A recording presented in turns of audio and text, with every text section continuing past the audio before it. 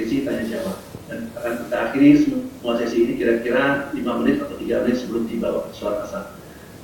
Data tertib utama dalam kajian yang menggunakan kajian Zoom aplikasi Zoom ini adalah semua peserta akan mematikan fitur suara saat sesi penyampaian materi, kecuali nanti saat sesi tanya jawab. Khusus untuk para akhwat akan mematikan fitur video atau gambar. Baik, kami persilakan Ustaz untuk memulai kajian. Tafadhol Ustaz. Ya. Bismillahirrahmanirrahim. Assalamualaikum warahmatullahi wabarakatuh. Alhamdulillahi ala ihsani wa syukru lahu ala taufiqihi wa amtinani wa asyhadu an la ilaha illallah wahdahu la syarika lahu ta'ziman li sya'ni wa asyhadu anna Muhammadan abduhu wa rasuluhu da'ila ridwani. Allahumma salli alaihi wa ala alihi wa ashabihi wa ikhwani. Para ikhwan dan akhwat yang dirahmati Allah Subhanahu wa taala, pada kesempatan yang baik ini kita akan membahas tentang ayat teragung dalam Al-Qur'anul Karim, yaitu yang dikenal dengan ayatul kursi, ya. Di mana rata-rata kaum muslimin sudah menghafal ayat ini, ya. Sebagaimana tadi disebutkan, kita baca, ya, menjelang tidur, kemudian kita baca juga diantaranya setelah sholat, ya. Ayat ini adalah ayat yang disebut oleh Nabi SAW dengan a'zamu ayatin fi kitabillah, ayat yang teragung dalam Al-Quranul Karim, ya, yang terdiri atas 9 atau 10 jumlah kalimat, ya. Allahu la ilaha illahu wal hayyul qayyum, Allah tidak ada yang berhak disembah kecuali Allah, Al-Hayyu Al-Qayyum. Yang kedua, yang pertama tidak ada yang berhak disembah kecuali Allah. Yang kedua, Al-Hayyu Al-Qayyum, dialah Allah yang Maha hidup dan Maha tegak dan menegakkan yang lainnya. Kemudian yang ketiga, la ta'khudhuhu sinatu wala naum, tidak ditimpa dengan ngantuk apalagi tidur. Kemudian yang keempat, lahu ma fis samawati wa ma fil ard, bagi dia, bagi Allah seluruh yang di langit dan apa yang di bumi. Kemudian yang kalimat yang kelima, man dzalladzi yashfa'u indahu illa bi'idznih, siapa yang bisa beri syafaat di sisinya kecuali dengan izin Allah Subhanahu wa taala. Ya'lamu ma baina aydihim wa ma khalfahum, Allah mengetahui apa yang di depan mereka dan apa di belakang mereka. Wa la yuhituna bi syai'in min ilmihi illa bima syaa', dan mereka tidak meliputi sedikit pun dari ilmu Allah Subhanahu wa taala kecuali yang Allah kehendaki. Wasi'a kursiyyus samawati wal ard, kursi Allah meliputi langit dan bumi.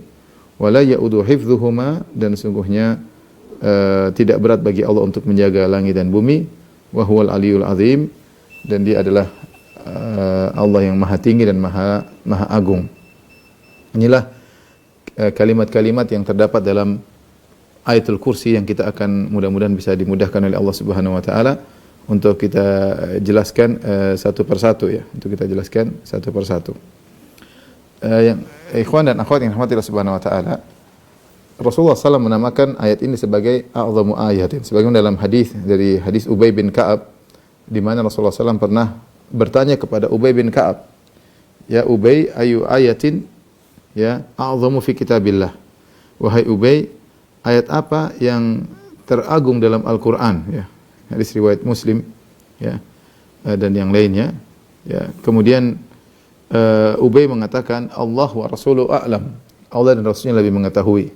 Faraddada miraran, Nabi mengulangi lagi, ya Ubay, ayu ayatin fi kitabillahi a'zam, wahai Ubay, ayat apa yang paling agung dalam Al-Qur'anul Karim, ya. Maka akhirnya Ubay menjawab ayatul kursi, ayatul kursi. Dan ini menakjubkan bagi Ubay bin Ka'ab. Ubay bin Ka'ab hafal Quran. Dia hafal Quran. Ketika datang pertanyaan tersebut, ayat apa yang paling agung dalam Al-Quran, maka dia tentu men-screen seluruh ayat yang dia hafal, 30 juz. Dia cari mana yang terbaik, mana ayat teragung. Karena Rasulullah belum memberitahukan dia sebelumnya. Ya, maka dia berijtihad. Makanya ketika ditanya pertama dia mengatakan, Allah wa Rasul alam, Allah yang lebih tahu, Rasul lebih tahu. Tapi Rasulullah ingin membuat dia menjawab berijtihad. Ayo, ayat apa tersebut? Apa ayat tersebut? Maka dia kemudian memikirkan lagi sampai akhirnya dia menemukan jawabannya, yaitu ayatul kursi. Ayatul kursi.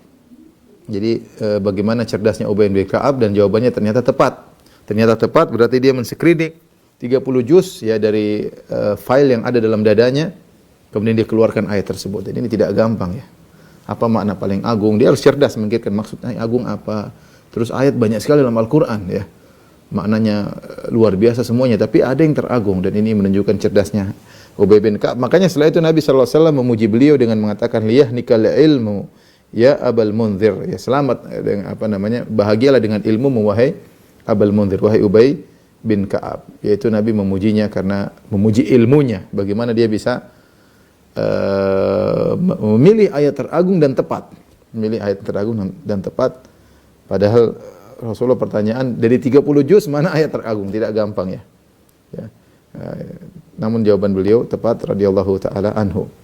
Oleh karenanya para ulama menjelaskan ayat Al-Kursi disebut dengan ayat yang teragung ya. Ditinjau dari maknanya, kandungannya ya, dari kandungannya. Ini ayat murni berbicara tentang sifat-sifat Allah. Kita tahu Al-Qur'an semua ayat agung dalam Al-Qur'an. Tetapi sebagaimana akidah Ahlussunnah bahwasanya al-ayat mutafadilah. Ayat-ayat itu bertingkat-tingkat dari sisi kandungannya.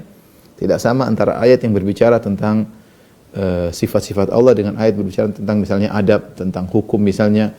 Semua adalah firman Allah, semua adalah kalamullah yang mulia. Tetapi ditinjau dari kandungannya, ya, bukan dari pembicaranya. Pembicaranya Allah Subhanahu wa taala, tidak ada bedanya satu dengan yang lain.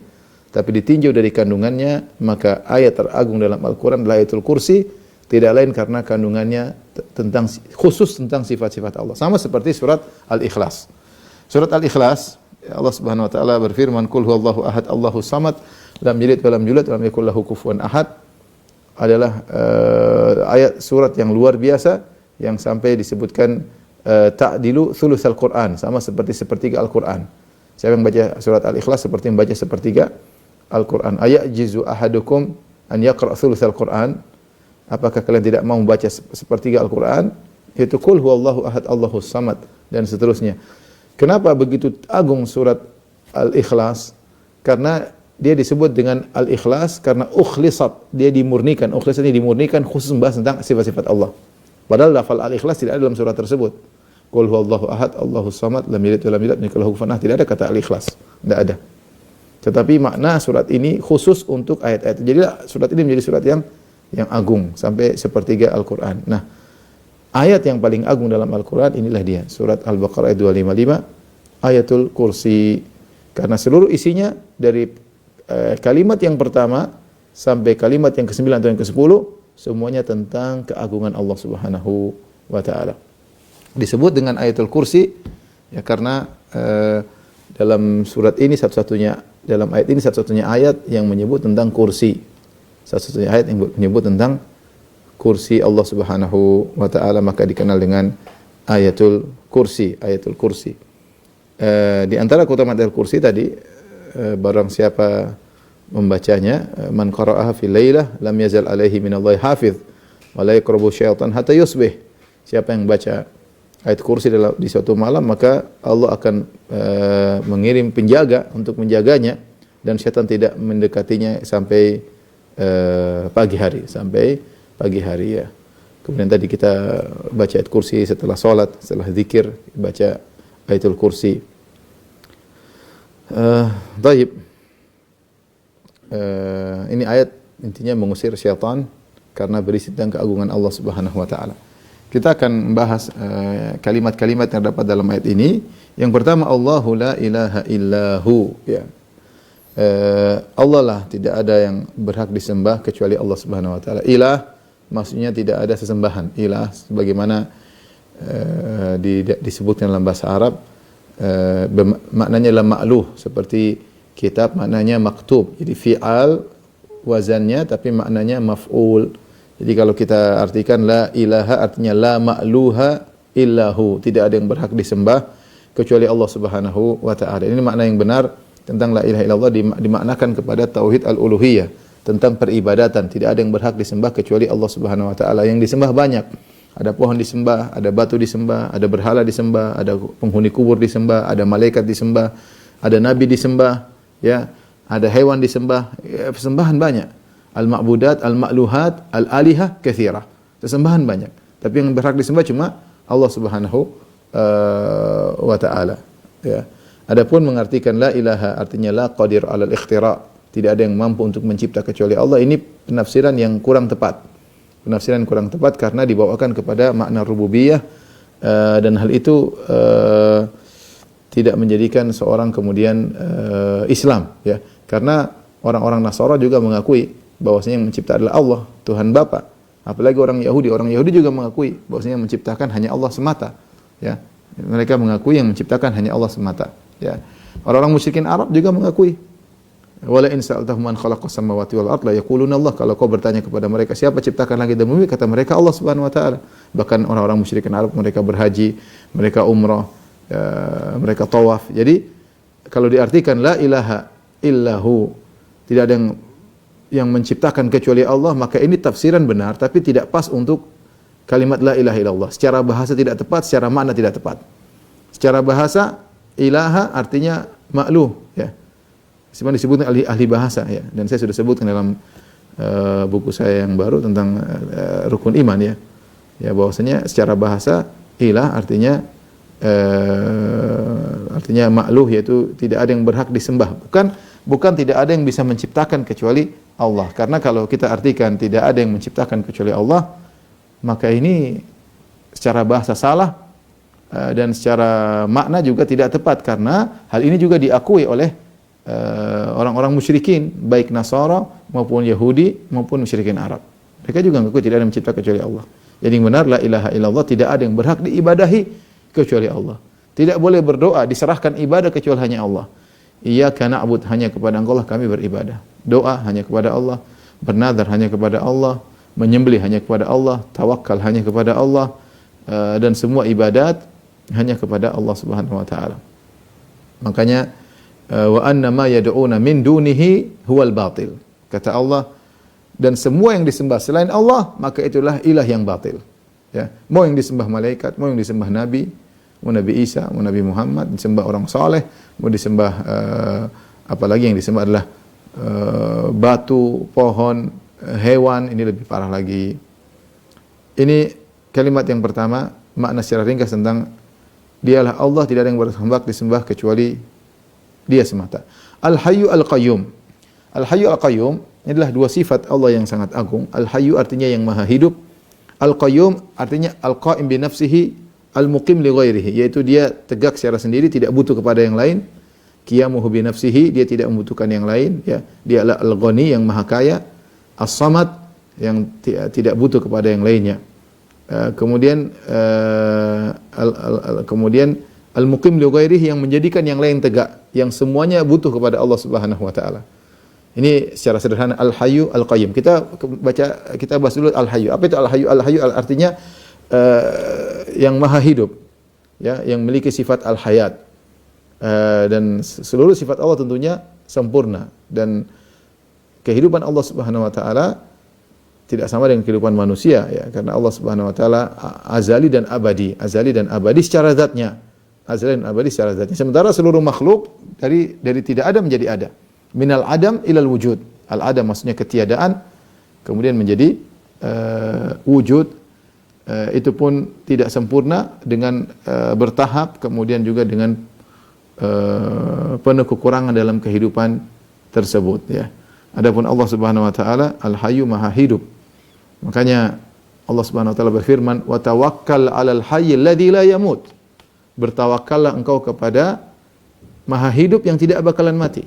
Bila manusia bakalan mati, seluruh makhluk bakalan mati. Alladzi yaraka hina taqum, yang melihat engkau ketika kau sedang salat, berdiri. Wa taqallubaka fis sajidin, tatkala kau sujud, Allah maha melihat. Jadi Al-Hayyu yang maha hidup, ya. Adapun selainnya bakalan mati. Didahului dengan ketiadaan, disudahi dengan kematian. Itulah makhluk. Didahului dengan ketiadaan, disudahi dengan kematian. Adapun Allah azali dan abadi. Kemudian adapun makhluk kemudian nanti di suatu saat menjadi abadi, seperti penghuni surga abadi, penghuni neraka abadi, maka dia pun bukan abadi secara zatnya, tapi dia diabadikan. Diabadikan dengan oleh Allah Subhanahu wa taala. Dia tidak abadi secara zatnya. Sama seperti kita, darinya tidak ada. Kita hidup kita bukan hidup yang sempurna, karena kita dihidupkan oleh Allah Subhanahu wa taala, oleh Al-Muhyi Al-Mumit. Allah yang menghidupkan dan mematikan. Ya, sebagian orang mengatakan, "Ustaz, kalau kita bilang neraka abadi, surga abadi, penghuninya abadi, berarti kita syirik dong, menyamakan dengan Allah." Jawabannya tidak, beda. Neraka penghuninya, surga dan penghuninya abadi tidak sama dengan abadinya Allah. Bedanya apa? Mereka didahului ketiadaan, kemudian mereka tidak abadi dengan sendiri tapi diabadikan. Adapun Allah Subhanahu wa taala tidak didahului dengan ketiadaan, dia azali dan abadinya secara zatnya, abadinya secara zatnya. Dan sama sekarang kita hidup, Allah hidup. Apakah syirik kita bilang kita hidup, Allah hidup, sama-sama hidup? Tentu kehidupan kita beda dengan kehidupan Allah Subhanahu wa taala. Allah Maha hidup. Dan makanya yang tempat bertawakal yang sungguhnya adalah Allah. Wa tawakkal 'alal hayyil ladzi la yamut. Bertawakallah kepada zat yang Maha hidup, tidak bakalan mati. Kau bertawakal kepada makhluk bakalan mati. Salah, bertawakal kepada makhluk. Kehidupannya penuh dengan kekurangan. Ya, makanya kehidupan Allah Al-Hayyu dipenuhi dengan As-Sami', Al-Basir, Al-Qadir, Al-Alim, dipenuhi dengan yang Maha Kuasa, Maha Melihat, Maha Mendengar, dan sifat-sifat sempurna yang ada pada sifat Al-Hayat atau Al-Hayyu. Nama Allah Al-Hayyu. Ya, ini makna dari Al-Hayyu. Makanya ketika Nabi Muhammad SAW meninggal, apa kata Abu Bakar? Ketika itu banyak orang, sebagian orang tidak percaya kalau Nabi Muhammad SAW meninggal dunia. Di antaranya Umar bin Khattab. Maka Abu Bakar berkhutbah dengan berkata, "Man kana ya'budu Muhammadan fa inna Muhammadan qad mat." Siapa yang menyembah Muhammad, Muhammad sudah mati sallallahu alaihi wasallam. Wa man kana ya'budullah, barang siapa yang menyembah Allah, fa innallaha hayyun la yamut. Bahwasanya Allah Maha hidup dan tidak bakalan mati. Ini Al-Hayyu. Kemudian setelah itu sifat yang nama Allah yang kedua Al-Qayyum. Al-Qayyum yaitu yang Maha tegak, tidak butuh kepada yang lainnya, dan Al-Muqim li ghairi, yang menegakkan yang lainnya. Semua yang lain tidak bisa tegak kecuali dengan Allah Subhanahu wa taala. Dia Al-Qaim, dan dia secara zatnya tegak, dan dia menegakkan yang lainnya, mengurusi yang lainnya. Inilah Al-Qayyum. Al-Qayyum, ya. Makanya di antara sifat Allah As-Samad, atau nama Allah As-Samad, yang semua bergantung kepada Allah Subhanahu wa taala. Dia tidak bergantung kepada yang lainnya. Al-Ghani, yang Maha Kaya, kata Allah, "Ya ayuhan nasu antumul fuqara'u ila Allah wallahu wal ghaniyul hamid." Wahai manusia sekalian, kalian semuanya butuh, fakir kepada Allah. Secara zat kalian fakir kepada Allah. Kalian butuh kepada Allah dari tidak ada menjadi ada. Dari mati menjadi hidup. Dari tidak ada menjadi ada, dan dalam kehidupan kalian butuh kepada Allah Subhanahu wa taala. Untuk mempertahankan kehidupan butuh kepada Allah Subhanahu wa taala. Antumul fuqara, kalian adalah fakir ila Allah, butuh kepada Allah. Wallahu wal ghaniyul hamid, dan Allah Maha Kaya dan Maha terpuji. Inilah Al-Qayyum, yaitu apa namanya? Di antaranya Rasulullah pernah berdoa dalam doa istiftah, Allahumma lakal hamdu anta qayyumus samawati wal ardi wa man fihin. Ya Allah, segala puji bagimu.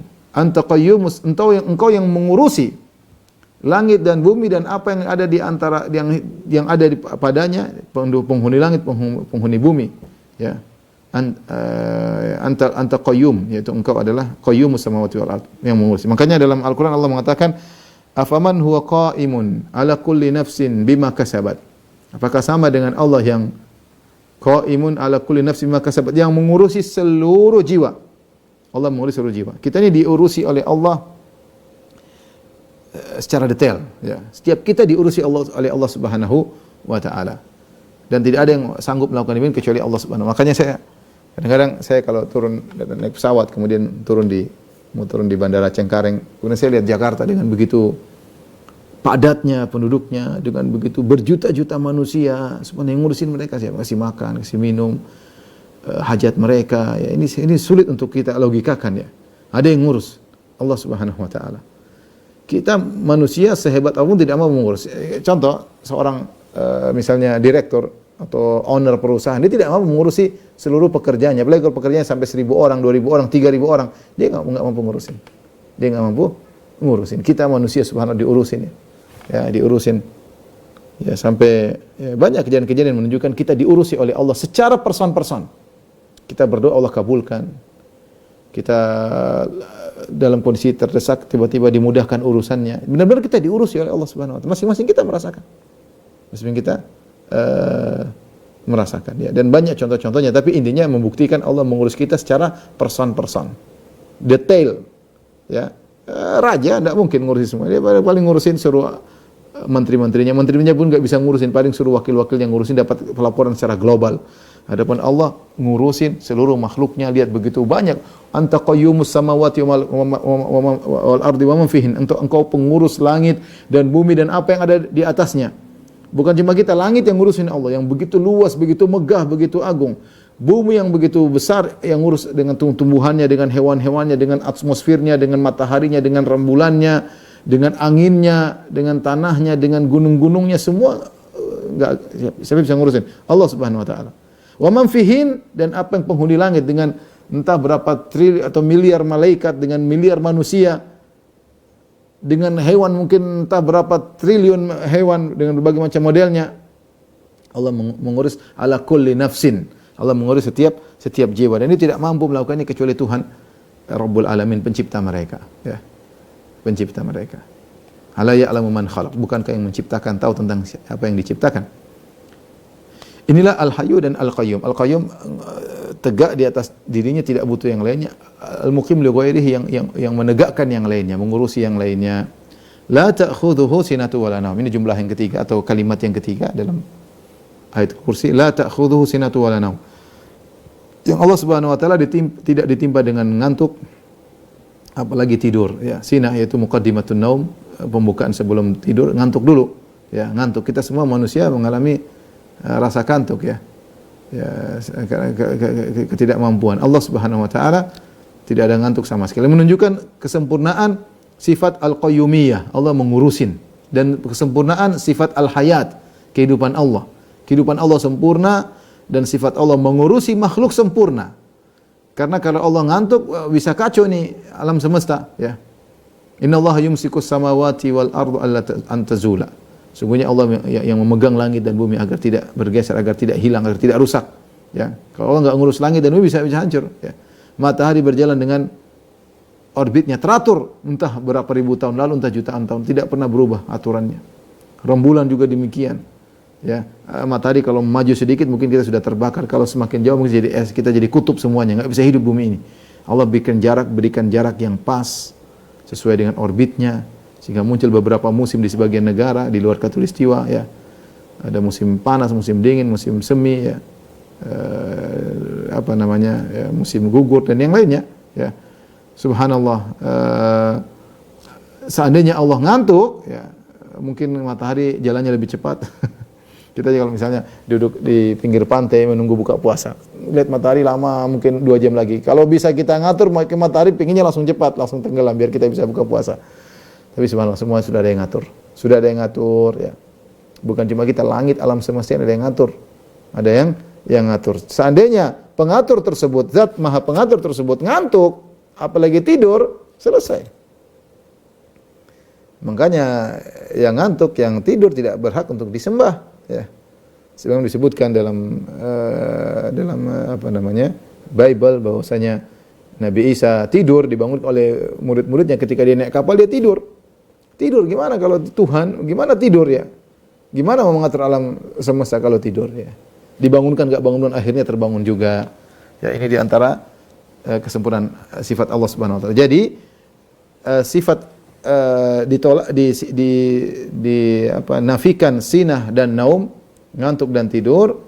Dalam kaidah Ahlussunnah wal Jamaah, jika ada sifat manfiyah, itu sifat yang dinafikan, maka melazimkan lawannya yang sempurna, ya. Jadi kita mengatakan Allah tidak tidur dan Allah tidak ngantuk, maksudnya apa? Maksudnya Allah maha terjaga. Maksudnya Allah maha mengurusi alam semesta. Allah maha mengurusi manusia. Sebagaimana kehidupan Allah yang sempurna. Kehidupan Allah yang sempurna. Di antara sebab kenapa Ayatul Kursi disebut dengan a'dhamu ayatin fi kitabillah, ayat yang terang dalam Al-Quran, karena di situ terkandung disebut 2 nama Allah yang agung, yaitu Al-Hayyu Al-Qayyum. Al-Hayyu dan Al-Qayyum, yang maha hidup dan maha tegak dan mengurusi, ya. Dan 2 nama ini, Al-Hayyu Al-Qayyum, disebutkan dalam 3 tempat dalam Al-Quran. Yang pertama dalam surat Al-Baqarah dalam ayatul kursi, kemudian dalam surat Ali Imran, di awal surat Ali Imran, Alif Lam Mim, Allahu la ilaha illa huwal hayyul qayyum. Kemudian juga dalam surat Toha, kata Allah, wa anatil wujuhu lil hayyil qayyum. Ya, ini 2 nama yang sangat agung, yang para ulama menjelaskan di antara Ibnu Qayyim rahimahullahu taala, Al-Hayyu adalah sumber dari segala sifat-sifat zatiyah. Al-Qayyum adalah sumber dari segala sifat-sifat fi'liyah, ya, sifat-sifat fi'liyah. Sifat zatiyah seperti Maha mendengar, Maha melihat, ilmu, tentang Maha hikmah. Ini semua kembali kepada ilmu, Maha mendengar, Maha melihat, kemudian Maha berbicara, ini kembali kepada Al-Hayyu. Jadi kehidupan Allah sempurna beserta dengan sifat-sifat yang lainnya. Adapun Al-Qayyum berkaitan dengan sifat-sifat fi'liyah, itu Allah Al-Mumit, Al-Muhyi, yang menghidupkan, mematikan, memberi rizki, berkaitan dengan urusan makhluk. Semuanya kembali kepada nama Al-Qayyum. Ya, nama Al-Qayyum. Yang Al-Hayyu Al-Qayyum kembali kepada Allah. Al-Hayyu Al-Qayyum kembali kepada Allah. Namun Al-Hayyu adalah semua sifat-sifat zatiyah kembali kepada Al-Hayyu untuk menjelaskan tentang kesempurnaan zat Allah, kesempurnaan kehidupan Allah. Adapun Al-Qayyum semua sifat-sifat fi'liyah yang berkaitan dengan makhluk, ya, mencipta, memberi rezeki, mematikan, dan macam-macamnya, rahmat, kemudian Allah misalnya merahmati dan lain-lainnya, itu semua kembali kepada Al-Qayyum. Memberi hukuman, memberi nikmat, itu semua kembali kepada Al-Qayyum berkaitan dengan mengurusi. Ini logika sederhananya. Dari sini dia tahu dua nama ini dua nama yang agung. Tidak ada sifat-sifat fi'liyah kecuali untuk menjelaskan kesempurnaan Al-Qayyum yang maha ngurusi, yang maha tegak dan ngurusi makhluk-makhluknya. Tidak ada sifat-sifat dzatiyah, sifat maha mendengar, maha melihat, kecuali untuk menjelaskan kesempurnaan kehidupan Allah Subhanahu wa taala. Maka jadilah dua nama ini sumber dari nama-nama Allah yang lainnya, sehingga jadilah ayat ini termasuk ayat yang adalah ayat teragung dalam Al-Qur'an, di antaranya sebabnya ini. La ta'khudhu sinatu wa la naum, tidak tidur dan tidak mengantuk, sudah kita jelaskan tadi. Kita lanjut pada kalimat yang keempat, atau jumlah yang keempat. Lahu ma fis samawati ma fil ard. Hanya milik Allah lah apa yang di langit dan apa yang di bumi. Semua di alam semesta ini, milik di langit dan di bumi, adalah milik Allah Subhanahu wa taala. Di sini lahu didahulukan, ya. Ya, khabar didahulukan. Asalnya dalam bahasa Arab, ma fis samawati ma fil ardi lahu, apa yang di langit dan apa yang di bumi milik Allah. Asalnya demikian susunannya.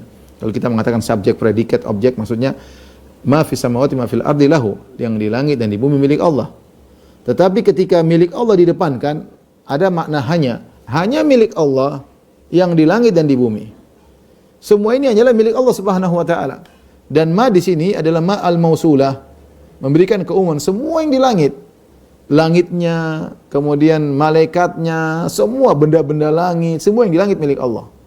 Ma fil ardi, semua yang di bumi, lautnya, hewan-hewannya, tumbuhannya, semuanya milik Allah Subhanahu. Kenapa? Allah yang ciptakan.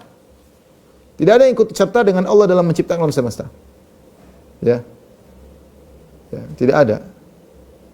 Tidak ada yang bersama Allah. Makanya Allah mengatakan, ya ayuhan nasu dhuriba mathalun fastami'u la innal ladzina tad'una min dunihi la yakhluquna dzubaban wa yajtama'u la. Wahai manusia sekalian, dibuat perumpamaan bagi kalian. Sungguhnya yang kalian sembah selain Allah tidak bisa menciptakan lalat meskipun mereka bersatu padu menciptakan lalat. Tidak mungkin. Lalat yang kita bilang hewan yang hina tapi sempurna dalam bentuknya sebagai lalat, dia sempurna dengan mata fasetnya, dengan gerakan sayapnya, dengan lincahnya semua. Satu alam semesta mau ciptakan lalat dengan ada nyawanya, tidak bakalan mampu. Jangankan lalat, kata Allah dalam hadis qudsi, wal yakhluqu habbatan, suruh mereka ciptakan biji, kalau ditanam tumbuh enggak bisa. Ciptakan enggak bisa. Yang menciptakan semuanya Allah, bukan dia yang menciptakan, maka dia yang menguasai.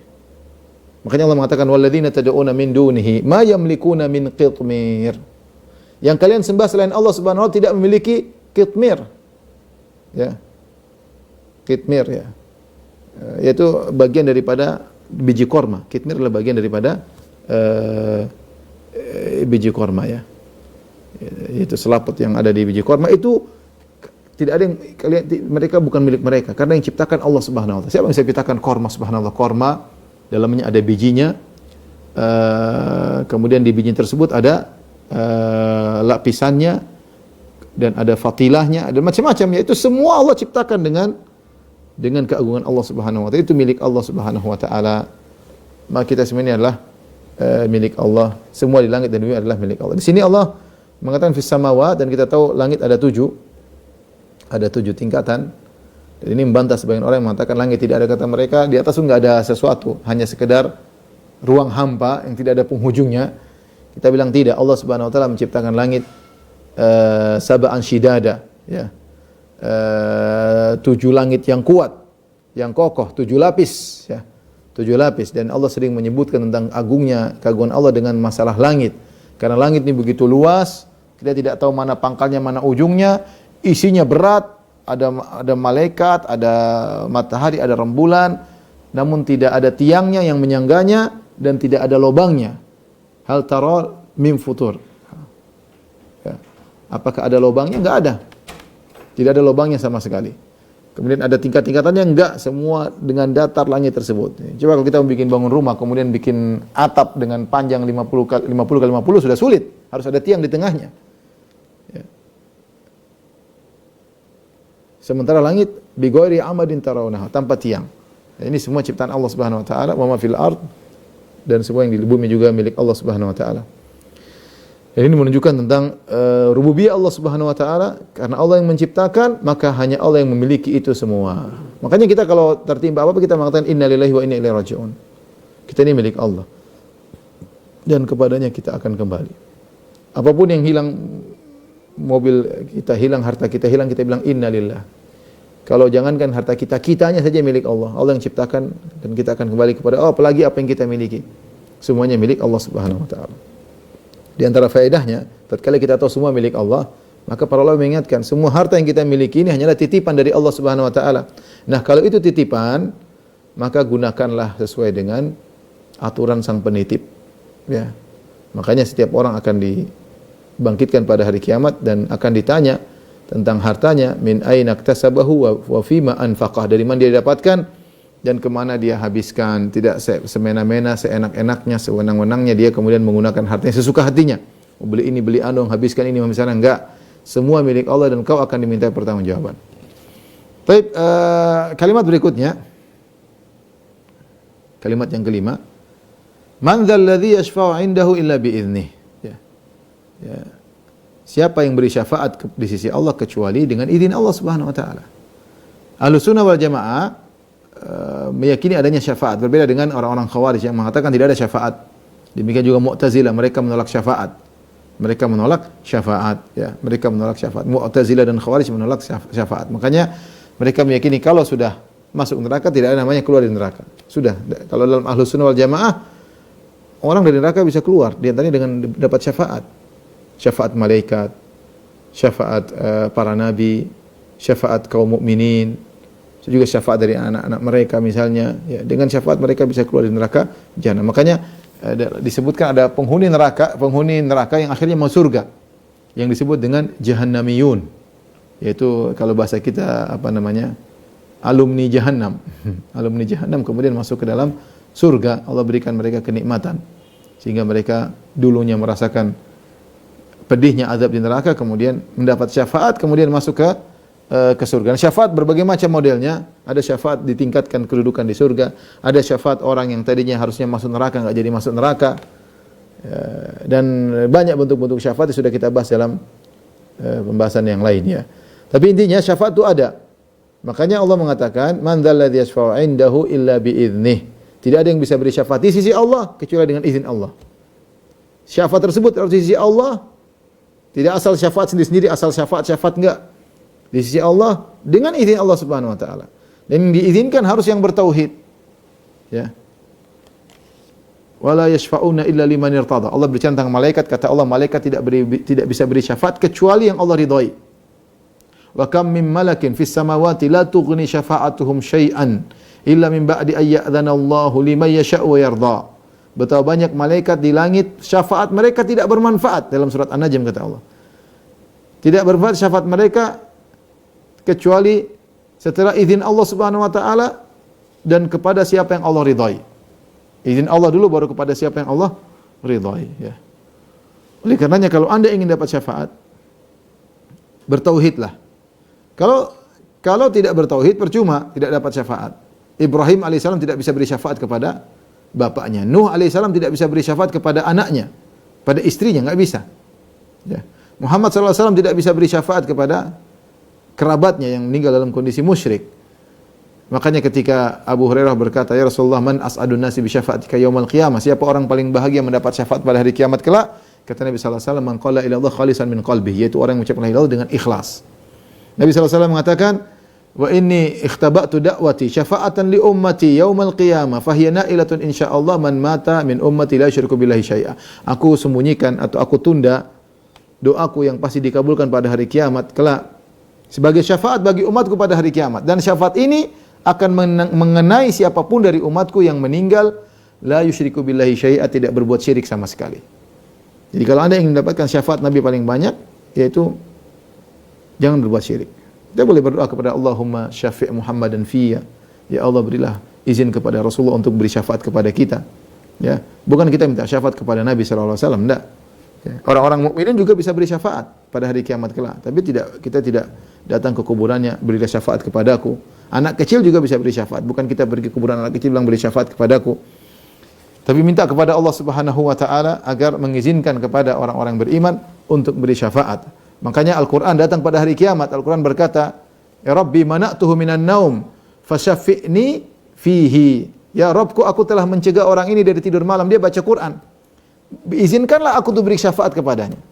Izinkanlah beri syafaat kepadanya. Ya, minta izin dulu. Ya, minta izin kepada Allah. Makanya hari tersebut hari yang sangat dahsyat. Enggak ada yang berani bicara, ya, kecuali dengan izin Allah Subhanahu wa taala. Tidak ada yang bisa beri syafaat tiba-tiba, harus minta izin dulu. Maka sebagian orang terlalu pede, kemudian berbicara. Ya, kalau kita baca orang-orang sufi, ya, mereka terlalu pede, ya. Sebagian mereka terlalu pede, kemudian dia mengatakan macam-macam lah pernyataan mereka. Seperti saya tidak akan masuk surga kecuali murid-muridku masuk duluan misalnya, ya. Saya ngatur-ngatur masalah surga. Hari kiamat bukan hari yang gampang, hari yang sangat dahsyat. Seorang aja para nabi jadi pada takut dengan diri mereka, dengan kondisi mereka. Bagaimana dengan kita yang penuh dengan dosa dan kemaksiatan? Allah musta'an. Jadi ada syafaat, tapi harus dengan izin Allah dan di sisi Allah Subhanahu wa taala. Kemudian yang berikutnya, yang keenam, kalimat yang keenam, ya'lamu ma baina aydihim wa ma khalfahum. Allah mengetahui apa yang di depan mereka dan apa yang belakang mereka. Itu Allah Maha mengetahui segala apa yang mereka lakukan. Ya'lamu kha'inatal a'yun wa ma tukhfis sudur. Allah mengetahui lirikan mata mereka dan Allah mengetahui isi hati mereka. Ya'lamu ma baina aydihim wa ma khalfahum. Allah tahu apa yang telah terjadi dan apa yang akan terjadi. Bisa diartikan ma baina aydihim, yaitu di depan mereka, itu Allah tahu apa yang di masa depan. Wa ma khalfahum, Allah tahu juga apa yang telah masa lalu. Karena semua sudah ditakdirkan oleh Allah Subhanahu wa taala. Sudah tercatat di Lauhil Mahfuz. Ya, Allah tahu apa yang telah terjadi, apa yang sedang terjadi dan apa yang akan terjadi. Allah tahu semuanya. Allah juga tahu apa yang tidak terjadi. Seandainya terjadi seperti apa, Allah juga tahu, ya. Ya. Lau kharaju fikum ma zadukum illa khabala wala awdahu khilalakum. Kata Allah, seandainya orang munafik itu keluar bersama kalian, mereka akan bikin masalah dalam peperangan. Akhirnya mereka tidak keluar. Jadi sesuatu yang tidak terjadi. Kalau terjadi seperti apa, Allah juga tahu. Ini adalah sifat Allah yang maha, sifat ilmu Allah yang maha mengetahui segalanya, ya, berkaitan dengan makhluk-makhluknya. Ya'lamu ma baina aydihim wa ma khalfahum. Allah mengetahui apa di depan mereka dan di belakang mereka. Itu Allah Maha mengetahui segalanya. Kemudian wala yuhituna bi syai'in min ilmihi illa bima syaa. Dan mereka tidak meliputi sedikit pun dari ilmunya kecuali apa yang Allah kehendaki. Di sini perhatikan, Allah berfirman wala yuhituna, itu mereka tidak meliputi sedikit pun bi syai'in min ilmihi, dari ilmunya, kecuali apa yang Allah kehendaki. Apa maksudnya dari ilmunya? Ada dua tafsiran di kalangan para ulama. Ada yang mengatakan min ilmihi maksudnya tentang Allah Subhanahu wa taala, yaitu mereka tidak mengetahui tentang Allah kecuali yang Allah kabarkan kepada mereka. Ya, karena tidak ada yang mengetahui tentang Allah secara detail, tidak ada. Nabi SAW saja tidak mengetahui Allah secara detail. Makanya Nabi ketika memuji Allah mengatakan, Rasulullah SAW bersabda, la uhsi thana'an alaik anta kama athnaita ala nafsik. Aku tidak bisa menguasai pujianmu secara seluruhnya. Engkau anta kama athnaita ala nafsik, engkau sebagaimana kau puji dirimu sendiri. Ya. Makanya dalam doa untuk menghilangkan kesedihan, Nabi berkata, as'aluka bikulli ismin huwa lak sammaita bihi nafsak aw anzaltahu fi kitabik aw 'allamtahu ahdan min khalqik aw ista'tharta bihi fi ilmil ghaibi indak anta jal qur'ana rabi'a qalbi. Aku mohon kepada Engkau dengan seluruh nama-namamu. Sammaita bihi nafsak, yang Kau menamakan dirimu dengan nama-nama tersebut. Dan kita tahu setiap nama itu ada pujian kepada Allah. Setiap nama itu mengandung sifat Allah. Ya. Aw anzaltahu fi kitabik, sebagai nama tersebut Engkau turunkan di dalam Al-Qur'an. Aw allamtahu ahadan min khalqik, sebagai nama tersebut Kau ajarkan kepada hamba-Mu, itu Rasulullah sallallahu alaihi wasallam. Aw ista'tharta bihi fi ilmil ghaibi indak, atau yang Kau sembunyikan ilmu gaibmu. Jadi ada sifat-sifat Allah yang kita tidak tahu, masih banyak. Makanya Nabi sallallahu alaihi wasallam ketika sujud di padang mahsyar untuk minta izin syafaatul uzma, Nabi sujud, kata Nabi, fayufta alayya bimahamid la uhsinaha al-an. Allah lalu bukakan kepadaku tentang bagaimana memuji Allah yang aku sekarang tidak bisa. Tapi nanti Nabi diajarkan oleh Allah bagaimana memuji Allah ketika Nabi sujud di padang mahsyar untuk terjadi syafaatul uzma. Jadi benar kata Allah, wala yuhituna bi syai'in min ilmi. Mereka tidak bisa mengetahui tentang Allah, tidak bisa meliputi ilmu mereka tentang Allah kecuali yang Allah izinkan. Makanya hari kiamat ketika orang-orang beriman melihat Allah, Allah berkata, la tudrikul absar wa huwa yudrikul absar. Pandangan mereka tidak bisa meliputi Allah. Allah begitu maha besar. Mereka melihat Allah, tapi mereka tidak bisa meliputi Allah. Karena Allah maha besar. Demikian juga ilmu tentang Allah, kita sangat terbatas tentang Allah, kecuali yang Allah izinkan. Ini tafsiran pertama berkaitan tentang ilmu tentang Allah. Artinya, wala yuhituna bi syai'in min ilmihi. Bahwasanya mereka tidak meliputi ilmu tentang Allah, kecuali yang Allah kasih tahu. Tafsiran kedua, wala yuhituna bi syai'in min ilmihi, artinya mereka tidak punya ilmu yang Allah ajarkan kepada mereka. Mereka tidak punya sedikit pun ilmu Allah, ya, itu ilmu apa saja kecuali yang Allah ajarkan kepada mereka yang Allah kehendaki. Ya, kita tahu ilmu kita sangat terbatas. Kalau Allah tidak ajarkan kepada manusia, manusia tidak punya ilmu. Manusia tidak punya ilmu, dan ilmu manusia, ya, wa ma utitu minal ilmi illa qalila. Kalian tidak diberi ilmu kecuali hanya sedikit. Dan kita mengalami kemajuan ilmu dan teknologi, tapi secara sains, secara perlahan, kemudian naik, kemudian seperti itu. Ya, tapi itu semua Allah berikan secara bertahap. Bandingkan 100 tahun lalu dengan sekarang, ilmu manusia lebih tinggi daripada 100 tahun yang lalu. Ya. Allah tidak langsung kasih semuanya, pelan-pelan. Sesuai dengan yang Allah kehendaki, dengan hikmah yang Allah kehendaki. Dan semua Allah sudah, subhanallah, Allah sudah siapkan alam semesta ini dengan ada metalnya, dengan ada oksigennya, dengan ada lautnya, sehingga kemudian ilmu manusia mulai berkembang. Allah ajarkan, mulai ditemukanlah kapal, mulai ditemukan pesawat, mulai ditemukan energi. Ini semua menunjukkan ada Tuhan. Tidak mungkin kebetulan ada minyak bumi, enggak kebetulan klop dengan mobil, klop dengan ini, klop dengan kebutuhan manusia, enggak mungkin. Karena fasilitas ini Allah siapkan untuk manusia. Hanya saja ilmu mereka dibuka sedikit demi sedikit, sesuai dengan kehendak Allah. Tapi mereka tidak akan meliputi, ilmu mereka tidak akan meliputi segalanya. Yang mereka diberikan seluruh total ilmu ini cuma sedikit. Wa ma utitum minal ilmi illa qalila. Kalian tidak diberi ilmu kecuali cuma sedikit. Makanya ketika mereka bertanya tentang ruh, wa yas'alunaka 'anir ruh, qul ruhu min amri rabbi. Mereka bertanya kepada engkau tentang ruh, katakanlah ruh urusan Rabbku. Ilmu kita masih sangat sedikit, ya. Banyak hal yang kita tidak ketahui, apalagi ruh aja dalam tubuh kita tidak tahu hakikatnya seperti apa. Apalagi kalau kita bicara alam jin, alam malaikat, ya. Dan masih banyak hal yang ilmu kita sangat cetek, sangat sedikit.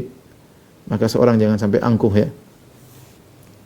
Kemudian yang berikutnya,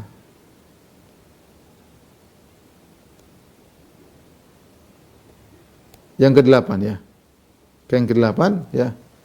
Allahu la ilaha illahu, kalimat pertama, Al-Hayyul Qayyum, kalimat yang kedua, la ta'khudhu sinatu wa la naum, kalimat yang ketiga, lahu ma fis samawati ma fil ard, kalimat yang keempat, man dzal la yashfa'u indahu illa bi idzni, yang kelima, ya'lamu ma baina aydihim wa ma khalfahum, yang keenam, wa la yuhituna bi syai'in min ilmihi illa bima syaa', yang ketujuh, yang sekarang ke-8, wasi'a kursiyuhu samawati wal ard, kursi Allah meliputi langit dan bumi. Kursi ini maksudnya apa, ya? Datang dalam hadis bahwasanya tidaklah kursi dibandingkan dengan langit, tidaklah langit dibandingkan dengan kursi, illa ka halaqatin mulqat bi ardin falat. Ya, mas samawatu minal kursi, tidak langit yang 7 dibandingkan dengan kursi, seperti cincin yang lemparkan di padang terbuka, ya. Kemudian tidaklah kursi dibandingkan dengan ars, juga sedemikian itu. Artinya langit dibandingkan kursi, langit sangat kecil. Langit sangat kecil, kursi sangat luas. Namun hadis ini diperselisihkan oleh para ulama, sebagian menghasankan, sebagian mendhaifkan. Menyebut tentang kursi. Ya. Saya sendiri cenderung kepada hadisnya dhaif ya. Kemudian datang dalam sebagian riwayat dari sahabat, dari Ibnu Abbas radhiyallahu anhu, dari Abu Musa al-Asy'ari, mereka berdua mengatakan dengan sanad yang sahih, ya, dengan sanad yang sahih, dua-duanya sahih. Diriwayatkan oleh Al-Baihaqi, Ad-Daruqutni, dari Ibnu Khuzaimah ya. Ibnu Abbas berkata al-kursi maudhi'ul qadamain. Bahwasanya kursi adalah tempat kedua kaki ya. Jadi ini juga dari Abu Musa al-Asy'ari. Dan ini tapi bukan hadis, dia mauquf, hanya perkataan para sahabat ya.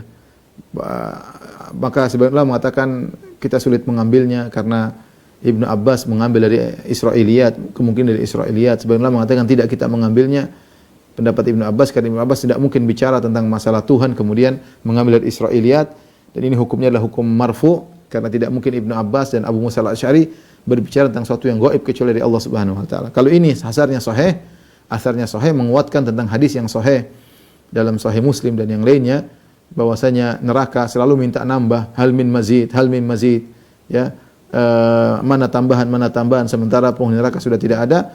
Maka hatta yada'u Rabbul Izzati qadamahu, sampai Allah meletakkan kakinya di neraka, baru kemudian neraka berkata qad cukup ya. Dan hadis itu menunjukkan Allah punya kaki ya, sebagaimana Allah memiliki sifat-sifat yang lain. Allah punya wajah, Allah punya mata, Allah punya tangan, tetapi kaidah Ahlussunnah wal Jamaah laisa kamitslihi syai', tidak ada satupun yang serupa dengan Allah. Ya, jadi semua yang terbetik dalam benak kita, wajah Allah begini, mata Allah begini, tangan Allah begini, kaki Allah begini, semuanya tidak benar. Ya, karena manusia ini daya khayalnya tergantung dengan apa yang sudah ditangkap oleh panca inderanya. Ya, padahal Allah tidak bisa dianalogikan dengan makhluk ya. Kita tidak bisa membayangkan kecuali yang sudah ditangkap oleh panca indera ya. Adapun Allah Subhanahu wa taala tentu tidak sama dengan makhluknya, maka sebagaimana zatnya tidak sama seperti zat makhluk, maka demikian juga wajahnya, demikian juga tangannya, demikian kakinya, demikian juga matanya ya, tidak sama dengan makhluk. Dan ini kaidah yang harus kita ingat selalu. Kita menetapkan sifat-sifat Allah sebagaimana Allah mengabarkan tentang dirinya. Adapun bagaimananya kita serahkan kepada Allah, tidak ada yang tahu. Ya, makanya ketika ada seorang bertanya kepada Imam Malik, "Ya Imam Malik, Ar-Rahmanu 'alal 'arsy istawa." Allah beristiwa di atas arsy. Ayatnya ma'ruf, kaifastawa? Bagaimana Allah beristiwa? Dia tanya bagaimananya. Maka Imam Malik pun nunduk sampai berkeringat, sampai marah. Imam Malik mengatakan al-istiwa'u ma'lum. Istiwa kita sudah tahu maknanya di atas. Wal imanu bihi wajib. Iman kepada hal tersebut wajib. Ya. Wal kaifu majhul, bagaimana tidak ada yang tahu. Wa su'adu anhu bid'ah, dan bertanya tentang bagaimananya adalah bid'ah. Akhriju hadzal mubtadi', keluarkanlah mubtadi' ini, kata Imam Malik. Maka kita mengatakan demikian juga kursi atau kaki Allah atau tangan Allah kita tidak tahu, yang tahu hanyalah Allah Subhanahu wa taala. Kita menetapkan apa yang ditetapkan oleh Nabi sallallahu alaihi wasallam, ditetapkan oleh para sahabat. Seandainya ini tidak ada asarnya, tentu kita tidak akan menyampaikan, tapi datang asar yang sahih dari Ibnu Abbas dan juga dari Abu Musa al-Asy'ari. Datang dalam riwayat yang lain dari Ibnu Abbas, diriwayatkan oleh Ibnu Jarir At-Tabari dalam tafsirnya, Ibnu Abbas mengatakan al-kursi ilmu, al-ilmu. Kursi adalah ilmu. Namun riwayat ini riwayat yang dhaif. Dan dijelaskan oleh para ahli hadis. Yang lebih sahih adalah perkataan Ibnu Abbas, al-kursi maudhi'ul qadamain, kursi adalah tempat dua kaki. Ya, adapun al-kursi adalah ilmu, maka ini hadis riwayatnya lemah. Dan kalau kita terapkan di sini kurang pas, karena wasi'a kursiyus samawati wal arda, Allah sudah bicara tentang ilmu sebelumnya, tentang ya'lamu ma baina aydihim wa ma khalfahum, Allah mengetahui yang apa di depan mereka, belakang mereka. Kemudian juga tidak ada yang meliputi ilmu Allah Subhanahu wa taala. Ya, kemudian wasi'a kursiyus samawati wal arda, ilmu Allah meliputi langit dan bumi, ya. Seakan-akan pengulangan tentang masalah ilmu. Lagi pula sanadnya lemah, ya. Intinya kursi adalah makhluk, ya. Ada yang mengartikan kursi juga arsy, ini pendapat. Ada yang mengatakan kursi adalah arsy, ya. Intinya ini ada pendapat yang mengatakan kursi adalah arsy, ada yang mengatakan kursi selain arsy. Tapi kursi tersebut luasnya seluas langit dan bumi, seluas langit dan meliputi langit dan bumi, ya. Sangat besar kursi tersebut. inilah kenapa ayat tersebut disebut ayatul kursi. Kemudian jumlah yang atau kalimat yang ke-9, wala yauduhu hifdzuhuma. Maknanya wala yuthqiluhu, tidak memberatkan bagi Allah, mudah bagi Allah untuk menjaga langit dan bumi. Ya, mudah bagi Allah untuk menjaga langit dan bumi. Ya, kalau sulit bagi Allah maka repot alam semesta ini. Ya, Allah yang memegang langit dan bumi. Allah yang mengurusi alam semesta, Allah yang mengurusi arsy, Allah yang mengurusi kursi. Ya. Maka ini bantahan terhadap sebagian orang mengatakan kalau Allah di atas langit, Allah butuh langit. Kalau Allah di atas arsy, Allah butuh arsy. Jawabannya tidak. Arsy, langit semua yang butuh kepada Allah. Tidak berarti yang di atas butuh kepada yang di bawah. Innallaha yumsiku samawati wal ardh. Allah memegang langit dan bumi. Wala yaudu hifdzuhuma. Langit dan bumi tidak berat bagi Allah untuk mengurusi langit dan bumi, menjaga langit dan bumi. Ya, jadi tidak mesti yang di atas butuh kepada yang di bawah, sehingga akhirnya sebagian mereka menolak Allah di atas. Kata mereka kalau Allah di atas arsy, Allah butuh kepada arsy. Kita sering sampaikan bahwasanya itu tidak lazim. Yang di atas tidak mesti butuh yang kepada di bawah. Itu kalau manusia iya, kalau makhluk iya. Ya, tapi buktinya juga ada makhluk yang di atas tidak butuh kepada yang di bawah. Contohnya langit dan bumi. Langit dan bumi, langit lebih luas, langit lebih tinggi, bumi kecil, bumi hanyalah isi daripada langit, tetapi langit tidak butuh kepada bumi. Bahkan tidak ada tiang yang menyangga langit. Bi ghairi amadin tarawunaha. Langit tegak tanpa ada tiang yang menyangga langit tersebut. Nah, kalau ada makhluk yang di atas tidak butuh kepada yang di bawah, kita bilang apalagi Allah Subhanahu wa taala. Allah di atas arsy, Allah di atas langit, Allah di atas kursi, dan Allah tidak butuh dengan itu semua. Justru Allah yang menjaga makhluk-makhluk tersebut. Dan kalimat yang ke-10, wa huwal aliyul azim, dialah Allah yang maha tinggi. Al-azim dan maha agung, ya. Wa huwal aliyul azim, Allah maha tinggi. Ya, maha tinggi. Saya pernah lihat ceramah sebagian dai yang menolak Allah di atas. Namun ketika dia menafsirkan ini mengatakan wa huwal aliyul azim, Allah maha tinggi, ditunjuk ke atas. Ya. Fitrahnya tahu bahwasanya Allah maha tinggi. Allah di luar alam semesta. Alam semesta diciptakan oleh Allah Subhanahu wa taala. Dulu alam semesta tidak ada, Allah ciptakan, dan Allah di luar alam semesta, ya. Dan Allah di luar alam semesta bukan berarti Allah butuh kepada tempat di luar alam semesta. Tempat termasuk alam semesta. Saya ulangi, tempat termasuk alam semesta. Dan Allah sebagaimana sebelum menciptakan alam semesta tidak butuh kepada tempat, tidak ada tempat, dan setelah Allah menciptakan tempat juga Allah tidak butuh kepada tempat. Allah di luar alam semesta, di luar tempat-tempat tersebut. Sehingga kalau kita mengatakan Allah di atas, maksudnya Allah di luar alam. Bukan ada ruang hampa yang Allah dalam seluruh, tidak, ya. Sebagaimana kita katakan langit tidak butuh kepada bumi, ya. Dan langit di luar bumi, maka Allah di luar alam semesta. Al-Azim, dan dialah maha agung dalam segalanya, agung dalam zatnya, agung dalam sifat-sifatnya, agung dalam keputusannya, agung dalam hikmahnya. Allah maha agung dalam segalanya. Inilah ikhwan dan akhwat yang dirahmati Allah Subhanahu wa taala, sedikit faedah yang bisa kita sampaikan dari ayatul kursi. Semoga ketika membacanya kita bisa membaca dengan lebih khidmat, ya, karena dialah a'zamu ayat yang teragung dalam Al-Qur'anul Karim. Wallahu a'lam bishawab. Kalau ada yang bertanya saya persilakan.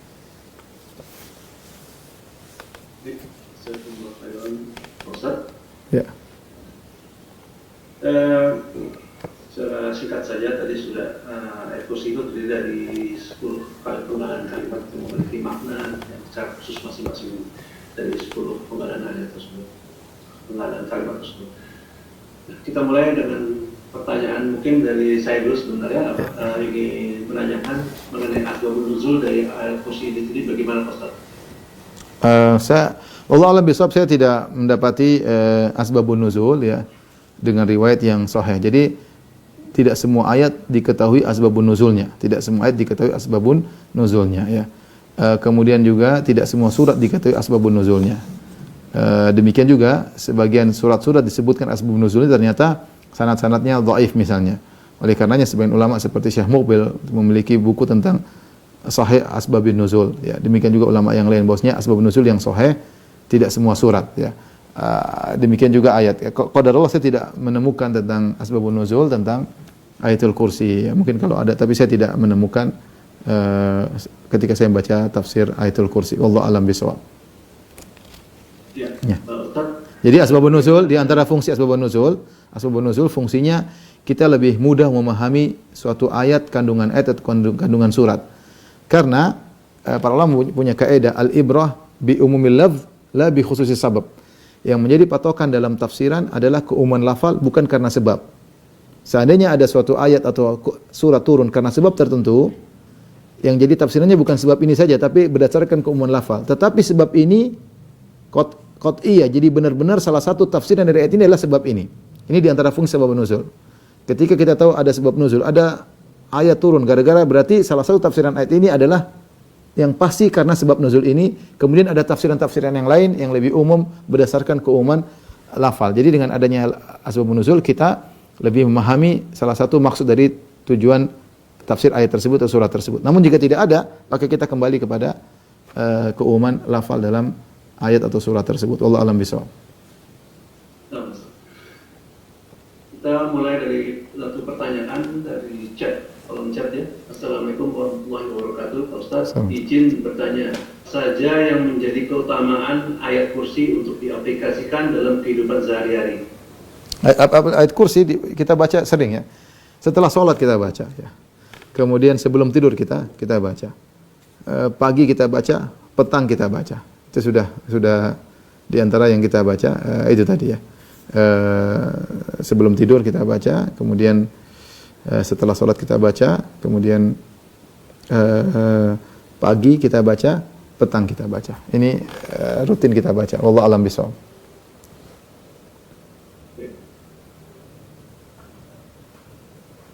Selanjutnya ini ada beberapa pertanyaan tapi mungkin kelihatannya tidak terlalu relevan dengan tema. Jadi saya akan coba cari yang relevan.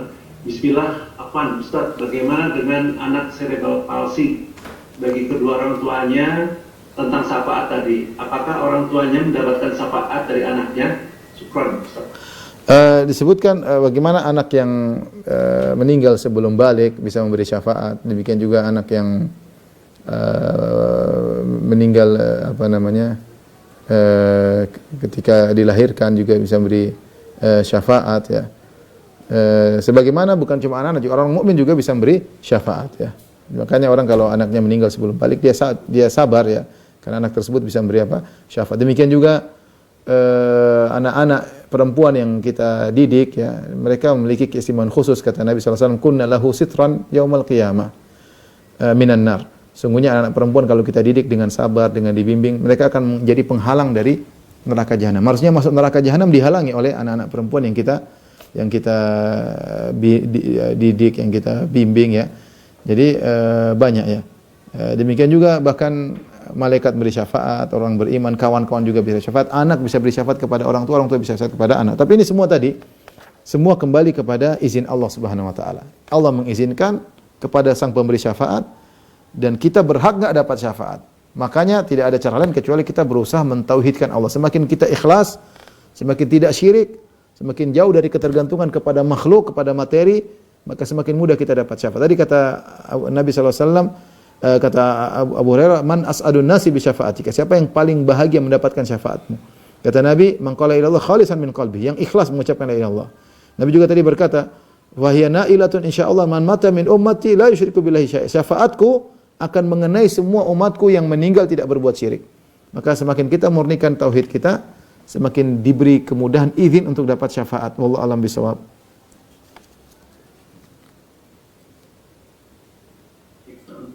Ustaz, kemudian pertanyaan berikutnya. Bismillah, Assalamualaikum. Pak Ustaz, apa ini bertanya, bagaimana jika ada orang berbuat kesyirikan berupa menanam jimat, akan tetapi setelah dia hijrah dan tahu hukumnya, bagaimana ia berlepas diri dari dosa kesyirikan itu? Apakah tetap wajibnya untuk membongkar bari yang ditanamnya tersebut, atau cukup baginya bertaubat dan beristighfar? Mohon nasihatnya Ustaz. Jazakallahu khairan. Kalau jimat itu ada kaitannya dengan orang lain atau dengan memberi kemudaratan kepada orang lain, sihir atau buhul, maka dia harus bongkar. Jangan sampai dia memberi mudarat kepada orang lain. Tapi adapun kalau jimat, tinggal buang saja. Kalau jimat tersebut berupa tulisan, maka dia uraikan sambil dia baca 3 qul, baca ayat kursi, dia uraikan, kemudian dia kasih air sehingga tulisannya, raja-rajanya itu hilang. Raja-rajanya hilang. Ya, setelah itu selesai. Kalau dia tanam dan itu tidak ada fungsinya, tidak ada berkaitan dengan sihir, ya sudah, anggap aja tidak harus dia bongkar. Tapi kalau itu ada kaitannya dengan sihir, bisa mengganggu orang, bisa mengganggu pribadinya, maka hendaknya dia hilangkan, dia musnahkan dengan dirusak rajahnya dengan tadi dikasih air atau digunting-gunting misalnya seperti itu. Tapi kalau nggak ada kaitannya, Cuma dia merasa kalau dia taruh situ, kemudian dia merasa hebat karena pakai gelang, ya gelangnya dibuang, ya sudah. Tidak perlu pakai jimat-jimat lagi. Cukup. Allah alam bisawab. Pak Sigit, tolong silakan di. Assalamualaikum Pak Ustaz. Waalaikumsalam warahmatullahi wabarakatuh. Tadi saya ingin menanyakan Pak Ustaz. Saya pernah mendengarkan bahwa ketika kita zikir, kita juga dibolehkan untuk membaca ayat kursi. Nah ini sebenarnya faedahnya zikir di ayat kursi sendiri dalam zikir itu seperti apa Ustaz? Setahu saya itu zikir pagi petang. Zikir pagi petang iya. Zikir pagi petang kita baca ayatul kursi pagi maupun petang. Kemudian di malam hari sebelum tidur ataupun di malam hari kita baca ayatul kursi. Tidak harus terutama menjelang tidur. Adapun kita membuat ayat kursi secara zikir khusus seperti subhanallah walhamdulillah yang itu adalah zikir bebas, saya nggak tahu dalilnya. Ayat kursi jadikan zikir bebas. Karena kita punya zikir bebas banyak. Ada subhanallah. Ini mau kapan saja boleh. Walhamdulillah. Wala ilaha illallah. Allahu akbar. Kemudian misalnya wala haula wala quwata illa billah. Subhanallah bihamdi bismillahil azim. Banyak ya. Tapi kalau ayat kursi jadi zikir setiap saat, ini saya belum tahu dalilnya. Yang ada pagi petang. Allah alam bisawab. Tapi tadi bisa digunakan untuk ruqyah. Kita merasa diganggu, itu mungkin, itu berarti ada keperluan. Kita meruqyah atau kita meruqyah diri sendiri atau meruqyah orang, di antara ayat yang ampuh adalah ayat ayatul kursi, karena ditakuti oleh setan.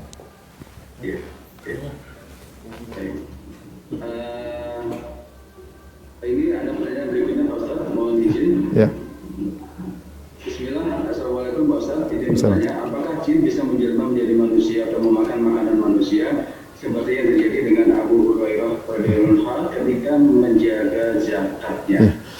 Jin disebut oleh para ulama memiliki kemampuan untuk bertasyakul. Bertasyakul adalah menjelma menjadi manusia. Ya, makanya hadisnya jelas tadi seperti disebut oleh penanya tentang Abu Hurairah ketika jin ingin mencuri zakat maka dia menjadi manusia, bahkan ditangkap oleh Abu Hurairah radhiyallahu taala anhu. Bisa jadi dia berubah menjadi hewan.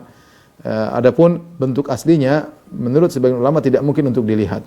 Karena Allah mengatakan innahu yarakum huwa wa qabiluhu min haitsu la taranahum. Sungguhnya syaitan dan anak buahnya melihat kalian di mana kalian tidak bisa melihat mereka. Jadi bentuk aslinya tidak bisa terlihat, tapi kalau menjelma entah menjadi nenek mak lampir, menjadi sindel bolong, menjadi si manis jembatan Ancol atau yang lainnya, itu sangat mungkin. Oleh karena di antara doa dan ini dialami oleh sebagian orang, Allah alam akan kebenarannya, bahwasanya jin terkadang menjelma menjadi dalam bentuk istri atau bentuk suami kemudian mendatangi pasangannya padahal itu jin. Maka seorang bisa, jangan lupa ketika berhubungan berdoa dengan doa sebelum berhubungan. Tapi kalau menjelma, bahkan menjelma menjadi seorang soleh seperti Ibnu Taimiyah bercerita, ada orang datang kepada dia mengatakan, Ibnu Taimiyah, kami tadi di sana kami melihat engkau, melihat Anda, ya sehingga kami minta tolong sama Anda. Kata Ibnu Taimiyah, dzaka syaitan yatamatsalu bi. Itu syaitan yang niru-niru aku. Ya, karena syaitan terkadang menjelma menjadi orang soleh sehingga orang minta tolong kepada orang soleh, istighotsah kepada suatu yang gaib yang tidak hadir ya. Ya, ternyata itu jin. Dan saya juga pernah ketemu orang punya ilmu sihir.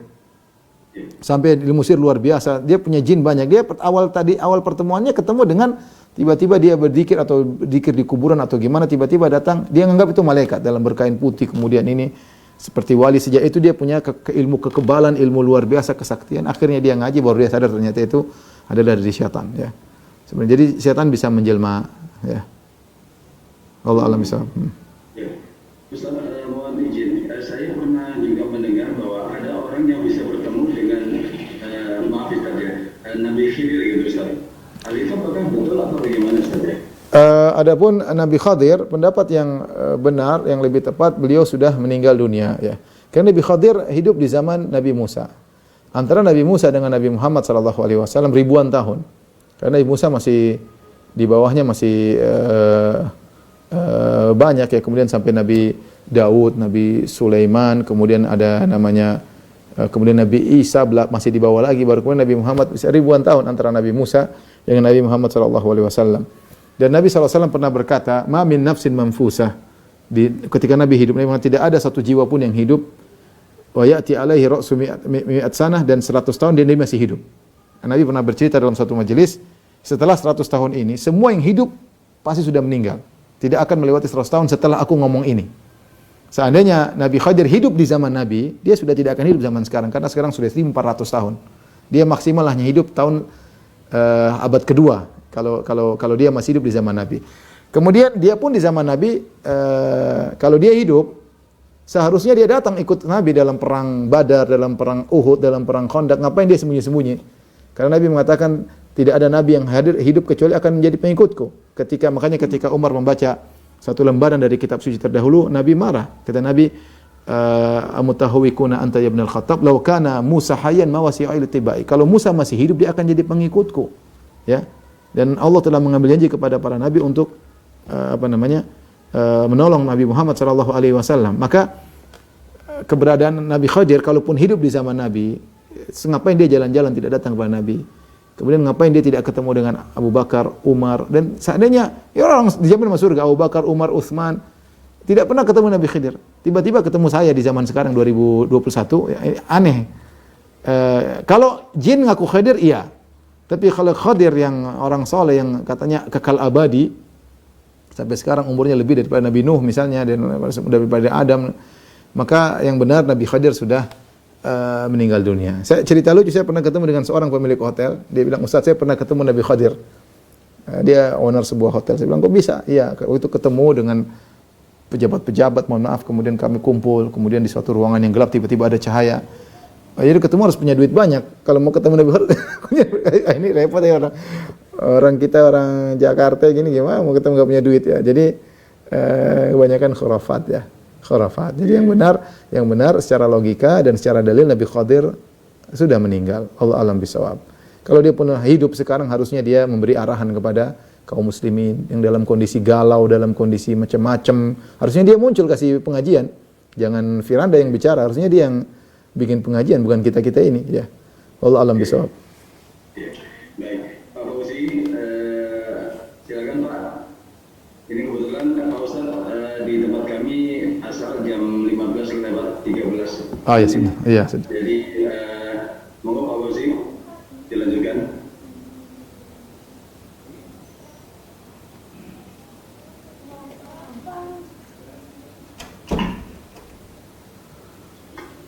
Baik, sesuai dengan yang tadi sudah dijelaskan di awal bahwa kita akan mengakhiri kajian pada siang hari ini 5 menit sebelum waktu asar tiba. Mungkin kita cukup sudahi saja. Itu Pak Ustaz. Iya. Kajian pada siang hari ini dan kita tutup dengan doa majelis. Subhanakallah bihamdik.